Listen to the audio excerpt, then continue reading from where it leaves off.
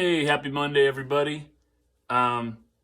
So it's been quite a weekend, and we got some sad news. Saturday, I think it was, that the very well-known and really legendary musician Little Richard had died. Okay, and Little Richard, if you maybe have heard that name, but you don't really know who that is or what he's famous for, he was kind of, they call him the architect of rock and roll. He was probably one of the founding fathers, if you will, the Mount Rushmore of rock and roll, along with Elvis Presley, Jerry Lee Lewis, Fats Domino, Chuck Berry. Little Richard is right up there with all the rest of those guys. And he was well known as a singer and for his wild stage persona, and also his very rollicking, pounding piano playing. Okay, so I thought it would be cool to learn a simple sort of a blues lick. Let's call it a rhythm piano lick. Okay, it's sort of you're playing piano, but you're just kind of playing chords with a little embellishment. And this is a very bluesy thing that totally goes along with the kind of thing that Little Richard might have played. Okay. So what we're going to do is, this is in the key of C, and we're going to place both hands in the C position, okay? So my right hand, 1, 2, 3, 4, 5, and my left hand,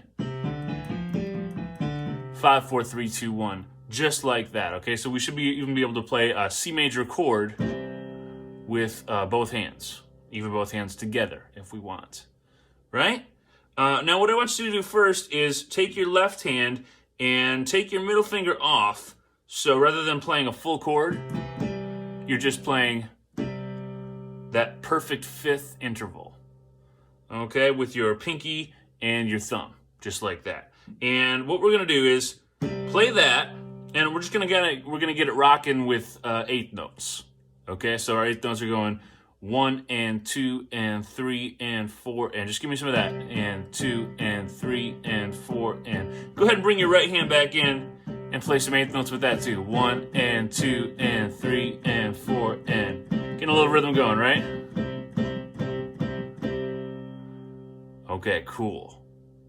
Now, if you remember a few weeks ago, we had a lesson where we talked about chord inversions. And in particular, we were talking about a 1-4-5 progression.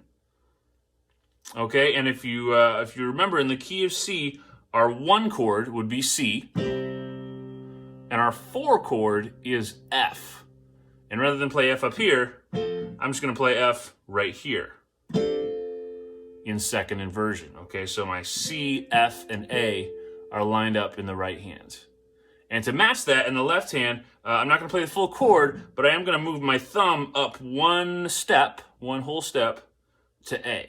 So now my left hand is playing C and A, like that, a major sixth interval. Okay, and go ahead, let's rock the eighth notes in that position. Now we're playing the F major chord. All eighth notes, right? 1 and 2 and 3 and 4 and. Okay? Now let's mix them up a little bit. Start with C, and then F. All right, give me a measure of each. Move both hands, remember? Let's try that again. C, and here's F. Okay, let's shorten that. Now let's just do 2 of each. Yes, there we go. 1 to 4. You with me? Okay, good. Good news, the left hand is not going to change from that. It's going to play that this whole time through this pattern.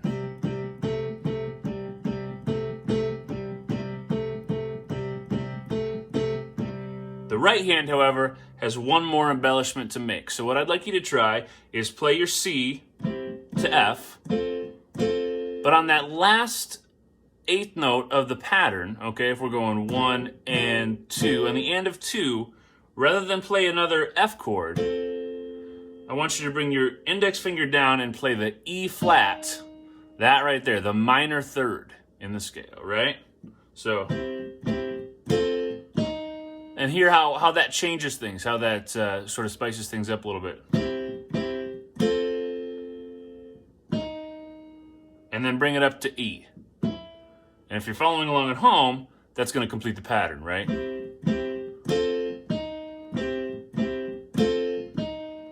See what's happening here? Okay, when we go to that E flat, let's add in the G with your ring finger as well. Give it a little harmony.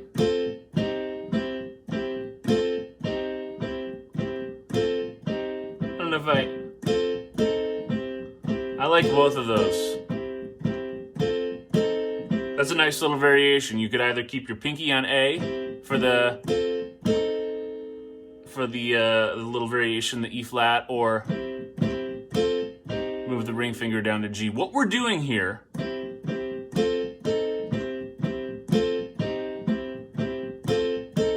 is injecting elements of the blues into our pattern. That E flat is a very prominent note in what we call the C blues scale, okay, which we'll do a lesson on that later in the week. But by bringing that in and then moving it quickly up to the E, up to the major C, that's a very bluesistic, a very blues-like flavor, isn't it? I even kind of put a little emphasis on that E flat too. Okay, let's add the left hand back in.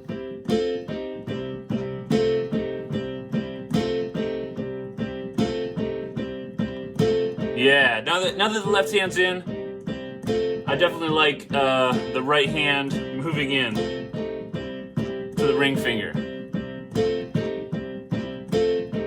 Okay, this is the kind of thing that Little Richard maybe would have played in Long Tall Sally, okay? But he would have sped it up, right? Because a lot of his music is very fast. It's this rock and roll. It's 2.5-minute songs just pushing through all the way to the end, okay? And it features these eighth notes. Sometimes he'll go high,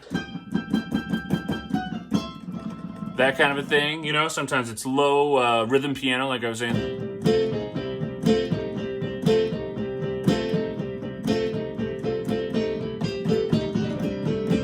Okay? But the other element it has to it is there's a little bit of a swing to it, and it's not so swung that it's going like with a contemporary or a conventional shuffle, but it's got just a little bit of swing to it. It's kind of somewhere in between a straight feel and a swung feel. We're playing in between the cracks. Hear that little pulse it's got? That's rock and roll, baby.